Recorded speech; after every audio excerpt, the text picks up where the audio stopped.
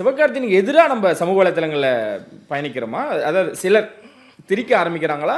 இல்ல உண்மையாலுமே விஜய் ரசிகர்களும், தொண்டர்களும் அவர் மேல ஒரு கோவத்துல இருக்காங்க. எங்க தலைவர் தாங்க அவருக்கு துப்பாக்கியே கொடுத்தது. குடுத்ததே அது அவரு அவரே தானங்க. பல இடங்கள்ல சொல்லிட்டாருங்க. அண்ணன் தான் என் கையில துப்பாக்கிய ஒப்படைச்சிட்டாருன்னு அவர் தாங்க மேடைக்கு மேடை பேசியிருக்காரு. தலைவராவது ஒரு தடவை துப்பாக்கிய குடுத்துட்டு போயிட்டாரு. எல்லா மேடைகள்லயும் திரு சிவகார்த்திகேயன் அதை மென்ஷன் பண்றாரு. அதற்கான நன்றியை தெரிவிக்கிறாரு. அப்படி இருக்கும்போது எங்களுக்கு என்ன பிரச்சனை? நாங்க எங்களுடைய கடைசி படம் சினிமா. இந்த ஜனநாயகன்றது எங்களுடைய கடைசி திரைப்படம். எங்க தலைவரோட கடைசி திரைப்படம். இன்னொன்று இந்த ஜனநாயகன் வந்து ஒரு திரைப்படம் மட்டும் கிடையாது. நீங்க பராசக்தி ஒரு திரைப்படமா இருக்கலாம். ஜனநாயகன் வந்து ஒரு திரைப்படம் மட்டும் கிடையாது. ஏன் அப்படின்னா இந்த திரைப்படம் வந்து கிட்டத்தட்ட ஒரு 100 பொதுக்கூட்டங்களுக்கு சமம். ஓகே. ஒரு 50 மாநாட்டுக்கு சமம்.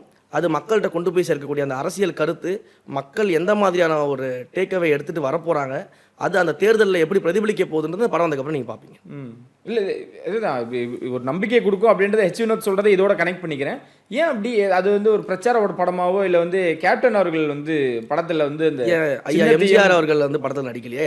பாடல்கள் வச்சிருக்கான். எம்ஜிஆர் அவர்களும் பாடல்கள் வச்சிருப்பாங்க. கேப்டன் அவர்களும் அவரோட சின்னத்தையும் கொடியும் இந்த மாதிரி அந்த வச்சிருப்பாங்க. மாதிரியான இது வந்து கட்சியினுடைய நம்பிக்கை அப்படிங்கிறத தாண்டி 26 தேர்தலில் வந்து மக்கள் வந்து எப்படி திங்க் பண்ணணும். ஓகே. இது வரைக்கும் வந்து மக்கள் எதை திங்க் பண்ணாமல் விட்டுருக்காங்க, எப்படி திங்க் பண்ணணும், அந்த திங்க் பண்ணாங்கன்னா அந்த ஆட்சி மாற்றம், அரசியல் மாற்றம் எப்படி நிகழப் போகுதுன்றதுக்கு ஒரு கருவியாக இருக்கக்கூடிய படமாக ஜனநாயகன். ஓகே. அதுதான் நம்ம நோக்கிறோம். இது வந்து நம்ம ஒரு கிட்டத்தட்ட இந்த ஜனநாயகன் படம் ஒரு பிரச்சாரத்தை செய்யும். 2026 தேர்தலுக்கான ஒரு பிரச்சாரத்தை செய்யும் அப்படின்றது தான் நாங்கள் பார்க்குறோம்.